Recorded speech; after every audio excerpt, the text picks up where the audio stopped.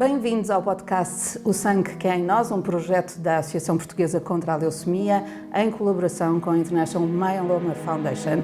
Queríamos promover a literacia em saúde de pessoas que vivem com doenças hemato-oncológicas, como a leucemia, o linfoma e o mieloma múltiplo. Vamos estar à conversa com especialistas, doentes e familiares e, com isso, explorar o mundo dos cancros do sangue. Hoje vamos falar dos cuidados a ter com os cuidadores. O meu nome é Teresa Bizarro e está connosco Ana Rogado, mãe de uma sobrevivente de linfoma. A primeira pergunta que lhe faço é sobre si. Como é que se cuida do cuidador? Como é que se cuida do cuidador? É uma pergunta bastante interessante, porque eu, por exemplo, nunca tinha pensado nisso, porque não senti cuidados especiais comigo. Os cuidados que eu tive foram entre família apenas, não tive nenhum cuidado a nível oficial. Apoio psicológico? Depois tive, porque fui eu que senti essa necessidade, mas não senti essa necessidade de imediato, quando houve o primeiro diagnóstico. Portanto, foi difícil. Mas há uma mudança para o doente, mas há uma mudança na vida também de quem fica a cuidar. Uma mudança por completo. Por completo. Por completo. Como é que descreve essa mudança? É uma mudança em que deixa de existir todo o mundo à nossa volta, deixa de existir e começa apenas, o nosso foco é cuidar daquela pessoa, neste caso era a minha filha, cuidar da minha filha acima de tudo. Não havia outros interesses, não havia mais nenhum objetivo que era preciso. Era cuidar o melhor que eu soubesse e tentar informar-me e tentar saber tanto da doença como ela sabia, para poder também apoiá-la e ajudar naquilo que para mim fosse possível e como eu soubesse fazer. Em que momento é que sente que também precisa de cuidar de si para não se ir abaixo e não agravar ainda mais a situação em que familiar em que já estavam? Exato. Pronto, foi ao fim de algum tempo, algum largo tempo, para aí uns 4 anos ou até mais, porque se chega a um ponto em que a pessoa quase que não se apercebe que está a ir por ali abaixo. E então, quando começa a sentir que algo não está bem, e é visível também aos olhos do resto da família, aí pede-se ajuda. E essa ajuda, mais até a nível psicológico. Depois, quando estamos bem psicologicamente, compreendemos que há outras coisas que também precisamos fazer para cuidar de nós, que nos vão ser muito úteis também para ajudar a cuidar da pessoa que está doente. E foi o que aconteceu.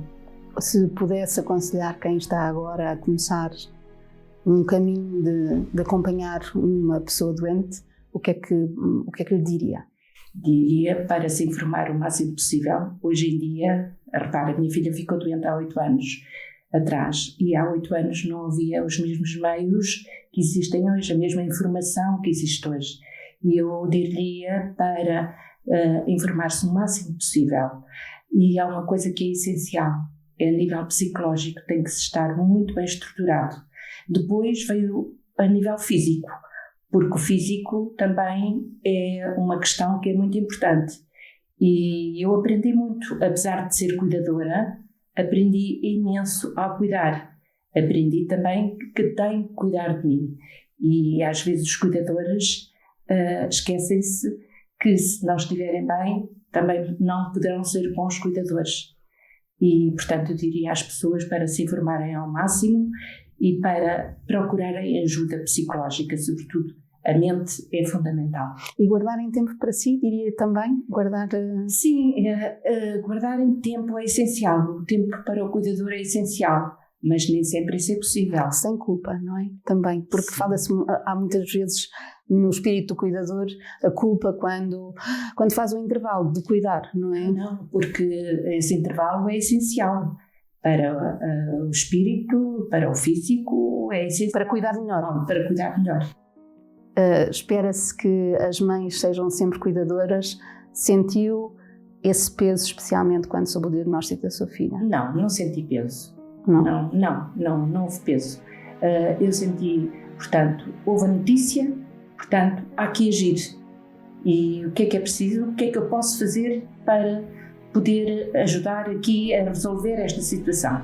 E, portanto, tudo aquilo que era preciso, aliás, eu a acompanhei sempre nas consultas, porque lá está, porque queria estar o mais informado possível. E se eu estivesse tão informada quanto ela, eu saberia com mais facilidade como ajudar.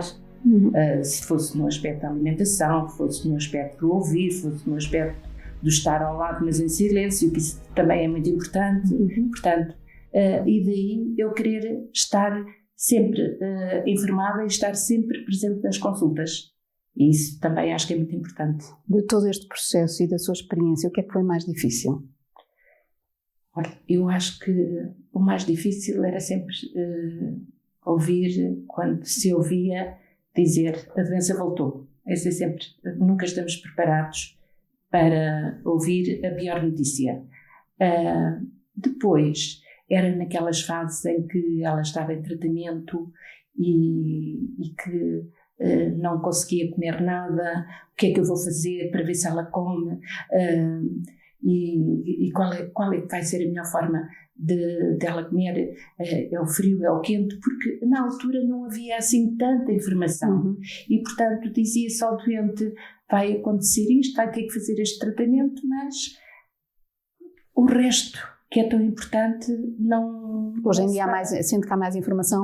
Muito mais informação e mais sítios fidedignos, porque aqui há uns anos atrás nós íamos escolher aqui uma coisinha, depois íamos escolher ali outra e nós sabemos que na internet há coisas que são fidedignas e há outras que...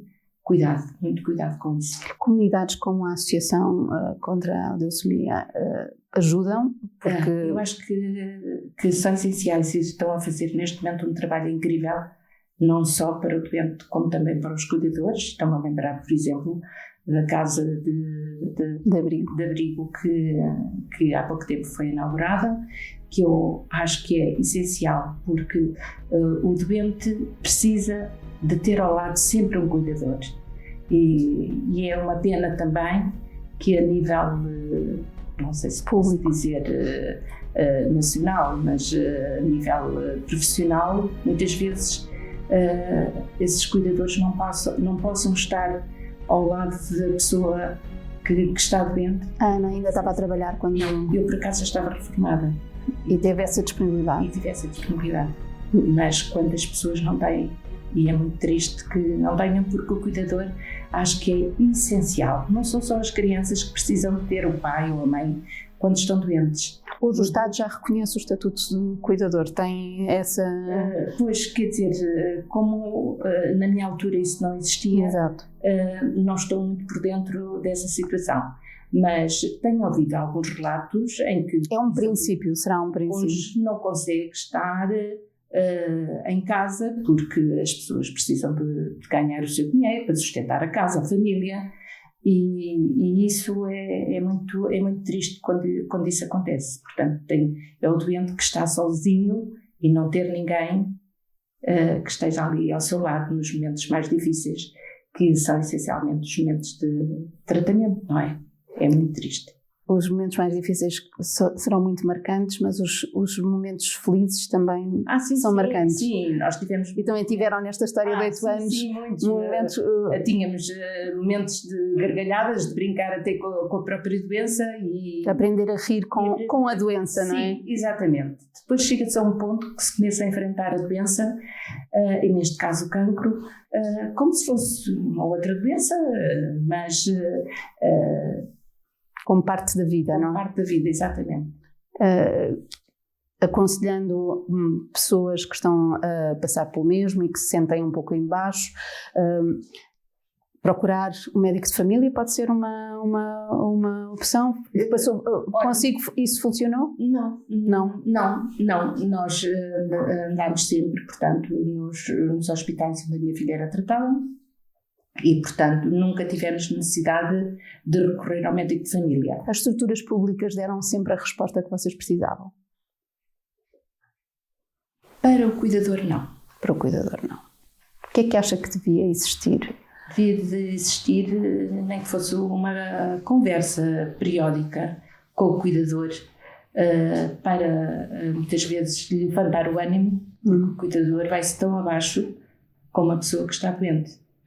E isso, pelo menos comigo, nunca existiu. Não sei se existe, mas comigo isso nunca existiu. Daí eu ter tido a necessidade de arranjar um psicoterapeuta, não é, para poder ajudar. Falou que a vida mudou, que entretanto também encontrou ferramentas. Hoje em dia sente-se outra vez um pouco mais dona da sua vida? Sim, estou mais dona da minha vida. Mais Ana ou mais mãe da filha? Tenho as duas fases. Tenho as duas fases, portanto. Sinto-me mais eu, porque já tenho ferramentas que me ajudam a pensar mais em mim também. Depois, como mudei determinados hábitos, eu posso lhe dizer que neste momento a minha filha está ainda em tratamento e fazemos exercício físico as duas em conjunto. Portanto, vamos as duas para o ginásio, fazemos exercício físico. Está mais saudável, não é? Exatamente. Eu estou mais saudável agora do que estava no início. Aprendi, como disse, aprendi muito, e uma das coisas que eu aprendi foi também o aspecto da nutrição, que eu pensava que nos alimentávamos bem, e realmente houve aqui coisas que todos aprendemos. Portanto, isto de ser cuidador também é uma aprendizagem pessoal e muito enriquecedora muitas vezes, não é? Coisas positivas que se podem... Também procurar o positivo, claro, dentro de... vida tem que se procurar em tudo sempre a parte positiva. Dentro do negativo. Isso é uma mensagem que também pode dar, claro. Pode partilhar às outras pessoas. Se fosse hoje, o que é que fazia diferente em relação àquilo que foi o seu percurso? Olha, fazia, como disse, começava logo de início a procurar ajuda psicológica. Não deixava que ela se instalasse? Não deixava. Quando começava a fazer exercício físico, também logo de seguida, porque é uma coisa que todos nós devemos fazer e esquecemos muitas vezes disto. Vamos acomodando. Porque eu fui muitas vezes ao ginásio, eu fiz N coisas, fiz natação, fiz N exercício, mas realmente com a atividade que estou a fazer agora, nunca o fiz. E isso é essencial. Mesmo regular. E sente-se melhor também? Melhor, exato, porque não faz só bem ao físico, mas também faz bem ao psíquico, não é?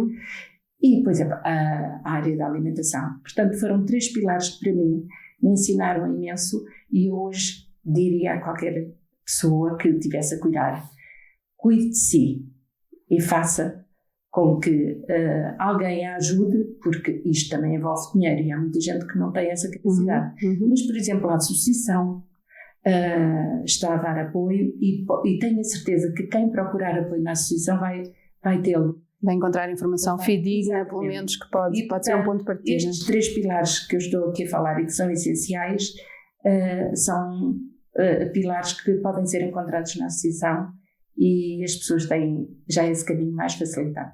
Falou da nutrição já mais que uma vez, que achava que comia bem e afinal não comia bem. Partilhe connosco alguns desses exemplos. Por exemplo, um simples pequeno almoço.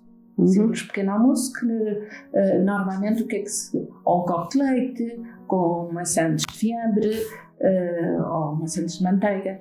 Eu hoje não... O meu pequeno almoço não é isso. O meu pequeno almoço são ovos logo de manhã, fruta. E depois posso beber o meu cafezinho se não me fizer mal, não é? Certo. Mas, quer dizer, repare, uma coisa tão simples que é um pequeno almoço e como é que pode ter uma diferença tão grande no bem-estar de uma pessoa, em qualquer um de nós, não é? Não é preciso estar doente para modificar a alimentação. É preciso, é a prevenção. Antes de se estar doente, vamos modificar e vamos criar novos hábitos. está mais preparada para enfrentar o que o futuro agora lhe possa trazer. Muito mais bem preparada, muito mais bem preparada. Como é que olha agora para o seu papel de cuidadora no futuro?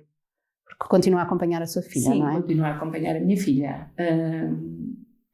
Olho talvez com os olhos diferentes.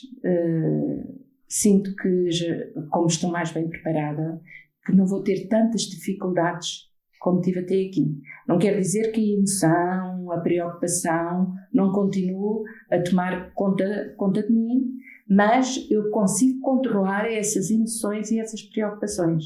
Portanto, há aqui uma diferença grande e eu acho que isso é a base de tudo. Algum conselho final que queira deixar para quem está doente ou quem está a acompanhar os doentes? As famílias estão a passar por aquilo que já passou.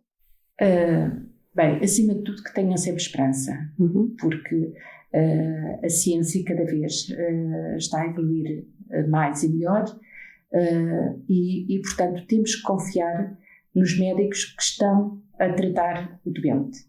Depois, a própria pessoa também tem que fazer um bocadinho por si e se não tiver o tal apoio psicológico, eu repito muito nisto porque são bases tão importantes e tão essenciais, tente procurar, seja a nível particular, seja a nível estatal, o que é preciso é estar acompanhado, porque estando acompanhado consegue-se ver as coisas de uma outra forma. Muito obrigada, Ana Rogado, por ter estado connosco, por ter partilhado esta sua experiência muito, muito viva, muito presente, porque ainda está a decorrer e também com uma nota de grande positivismo, porque esse sorriso é uma forma muito bonita de enfrentar esta sua fase da vida. Muito obrigada.